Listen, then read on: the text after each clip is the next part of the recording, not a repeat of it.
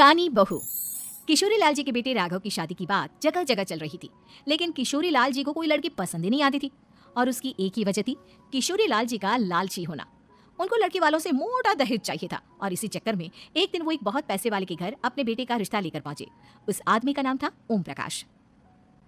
देखिए किशोरी लाल जी, मेरी एक ही बेटी है और मेरी सारी संपत्ति जायदाद सब कुछ मेरी बेटी नैना का ही है। पापा, नाम से लगता है बहुत खूबसूरत होगी। कितना अच्छा नाम है ना, नैना। ओ, वैसे बात तो सही है आपकी। अब इतना पैसा है, जमीन जायदाद है, इकलौती बेटी, आप भी क्या करेंगे? सब कुछ उसे ही देंगे ना। बिल्कुल ठीक पहचाना आपने। बस बेटी की शादी और सारी जायदाद उसके नाम। पापा, बिना देखे हाँ कर दीजिए ना। इतना अच्छा रिश्ता फिर कहाँ मिलेगा? माला माल हो जाएंगे हम। मैं अपनी बेटी को बुलाता हूँ। अरे नहीं नहीं नहीं नहीं, आपकी बेटी का नाम नैना है, सुनकर ही लगता है बहुत सुंदर होगी। रहने दीजिए अंकल, मैं तो आपकी बेटी के नाम से इतना खुश हो गया हूँ कि उसे बिना देखे शादी करने को तैयार हूँ। अब तो मैं उसका चेहरा सीधे शादी के बाद ही देखूंगा। और इस तरह राघव नैना का चेहरा नहीं देखता और उससे शादी कर लेता है। शादी के बाद अपनी सुहाग रात पर जब राघव नैना का घूंघट उठाकर देखता है तो नैना की आंखें बंद थी। कितनी खूबसूरत हो तुम नैना, जरा अपनी आंखें खोलकर मेरी तरफ देखो तो सही। नहीं, मुझे शर्म आती है। अरे, मैंने तुम्हें शादी से पहले भी नहीं देखा, और अब अगर तुम आंखें खोलकर मुझे देखोगी भी नहीं तो मुझे अच्छा कैसे लगेगा? इससे पहले कि नैना अपनी आंखें खोलकर राघव की तरफ देखती, अचानक से लाइट चली गई और राघव नैना को पूरी तरह से देख भी नहीं पाया। अगली सुबह नैना राघव के लिए नाश्ता बनाकर लेकर आई। अरे ये क्या, आधा पराठा सीखा हुआ है और आधा बिल्कुल कच्चा? ये तुमने क्या किया नैना? बहू, तुमने क्या आधा पराठा तवे से नीचे लटका कर रखा था, जो आधा सिका है और आधा कच्चा? मुझे जितना दिखेगा उतना ही तो सीखूंगी ना पापा जी। जहाँ जहाँ मुझे नजर आ रहा था वहाँ मैंने सीख लिया, जहाँ जहाँ नहीं दिखा वहाँ कच्चा रह गया होगा। इसका क्या मतलब है? ये कैसा मजाक कर रही है तुम?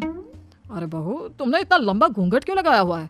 देखो, हमारे घर में बहुओं को बेटी की तरह रखा जाता है, और फिर तुम तो इतना सारा माल लेकर आई हो। देखो, ये घूंघट डाल कर रखने की कोई जरूरत नहीं है। हाँ नैना, पापा जी ठीक कह रहे हैं, तुम तो आराम से रहो, अपना ही घर समझो। नैना अचानक से अपना घूंघट उठा लेती है। अरे ये क्या पापा, नैना की तो एक आंख फूटी हुई है। नाम से नैना, लेकिन ये तो कानी बहू निकली। मेरे साथ धोखा हुआ है, धोखा। बिना दिखाए अपनी कानी लड़की मेरे संग ब्याह दी। मुझे कानी बीवी नहीं चाहिए। मुझे अभी ओम प्रकाश जी से बात करनी पड़ेगी। आखिर उन्होंने मेरे साथ ऐसा किया क्यों? अरे, आप लोगों ने ही तो पापा से कहा था कि आप लोग शादी से पहले मुझे देखना नहीं चाहते। अब मेरे पापा पर क्यों इल्जाम लगा रहे हैं? अरे लेकिन उन्हें बताना तो चाहिए था ना कि तुम कानी हो, एक आंख से तुम्हें दिखाई नहीं देता। किशोरी लाल और राघव नाराज होकर ओम प्रकाश को अपने घर बुलाते हैं। पापा जी, ये आपने क्या किया? शादी से पहले बताया क्यों नहीं कि नैना की आंखों में परेशानी है?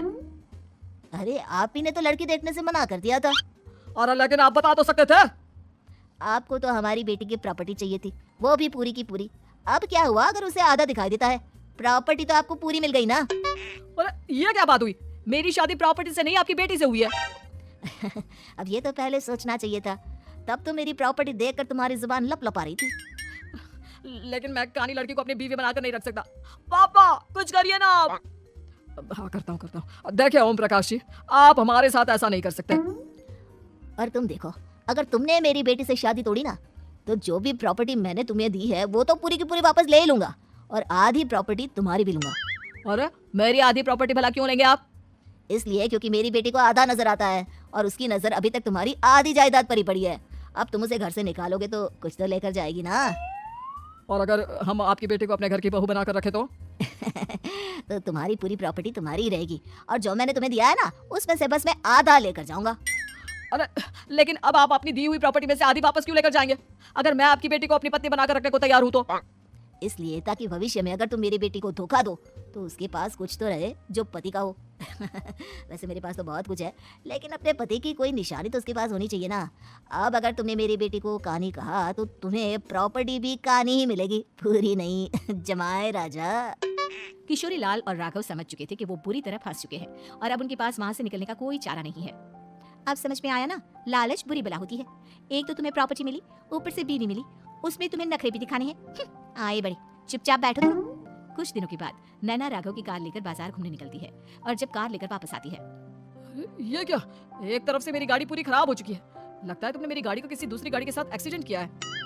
अरे कितना बड़ा नुकसान कर दिया तुमने बहू। वो क्या है ना पापा जी, मुझे एक आंख से दिखाई नहीं दे रहा था, सामने से गाड़ी आ रही थी मुझे तो सिर्फ आधा ही दिखाई दिया और वो गाड़ी मेरी कार से रगड़ती हुई निकल गई। अब मैं क्या करूं बताओ? अब इसे ठीक कराने के पैसे कौन देगा, तुम्हारे पापा? तुमने मुझसे इस तरह से बात की? अभी रुको। नैना राघव की शिकायत ओम प्रकाश को कर देती है। देखो राघव, अब जो मेरी आधी प्रॉपर्टी तुम्हारे पास थी ना, उसमें से आधी और मैं लेकर जाऊंगा, क्योंकि तुमने मेरी बेटी को डांटा। अरे नहीं पापा जी, गलती हो गई, माफ कर दो। गलती की तो कोई गुंजाइश ही नहीं। अगली बार मेरी बेटी को डांटा तो बची हुई आधी में से आधी और ले जाऊंगा। लालच के चक्कर में हम दोनों ने बहुत बड़ी गलती कर दी बेटा। एक तो तुम्हें कानी बहू मिली और ऊपर से जो माल मिला वो भी काना। इस तरह राघव की हर एक गलती पर ओम प्रकाश उसकी प्रॉपर्टी का आधा आधा हिस्सा लेकर अपना सारा माल वापस ले गया और राघव को कानी बीवी से काम चलाना पड़ा। भाई लालच वाकई में बुरी बला है।